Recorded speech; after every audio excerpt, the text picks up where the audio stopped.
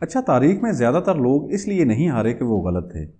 بلکہ ہار ان کے مقدر میں اس لیے رہی کہ وہ طاقتور کے سامنے زیادہ سچ اور زیادہ مضبوط بن گئے تھے۔ دنیا میرٹ پر نہیں چلتی،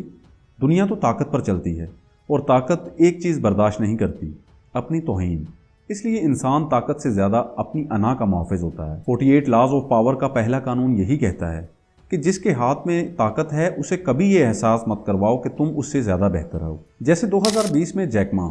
چائنا کا سب سے مشہور بزنس لیڈر، علی بابا اور آنٹ گروپ کا فاؤنڈر،